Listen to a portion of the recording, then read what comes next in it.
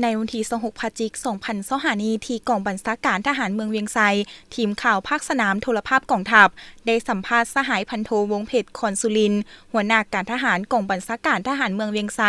ซึ่งกองบัญชาการทหารเมืองเวียงไซเป็นเสนาธิการหนึ่งในการปกปักรักษาเขตน้ำแดนดินและความสงบปลอดภัยของพ่อแม่ประชาชนภายในเมืองโดยสมทบกับกำลังป้องกันความสงบพร้อมกับอำนาจการปกครองเมืองเวียงไซเฮ็ดให้พ่อแม่ประชาชนภายในเมืองใช้ชีวิตอย่างปลอดภัยและปราศจากต่อปรากฏการณ์หยอดกลุ่มกองพวกเขาตลอดระยะผ่านมาโดยปฏิบัติตาม4นาทีใหญ่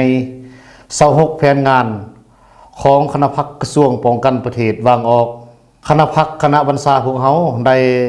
เอาใจใส่นำพาจัดตั้งปฏิบัติเวียกงานหลายด่านเป็นต้นแมน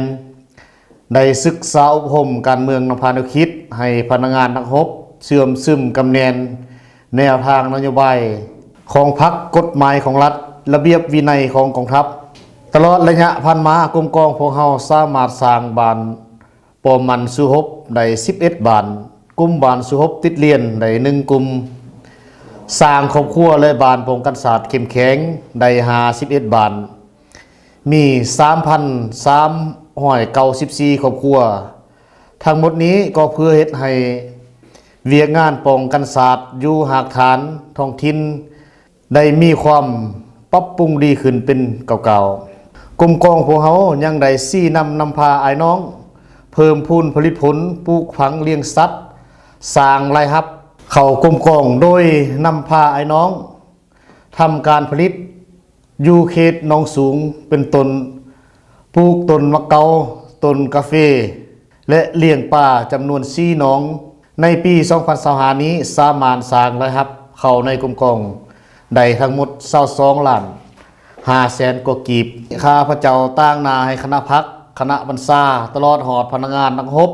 ทั่วกลุ่มกองขอแสดงขอบผู้บุญคุณอันล้นเหลือและอวยพรไซอันประเสริฐมายังการนำอดีตการนำพรรครัฐแต่ละหุนจงมีสุขภาพเข้มแข็งมีพลานามัยสมบูรณ์สืบต่อนำพาประเทศศาสตร์เก่าคืนจากบ่หยุดยั้งอวยพรให้คณะนำกระทรวงป้องกันประเทศจงมีสุขภาพเข้มแข็งสืบต่อนำกองทัพเว้ารวมเว้าเฉพาะแม่นกองบัญชาการทหารเมืองใส่พวกเขาให้มีความเข้มแข็งนักแน่นเป็นกองทัพ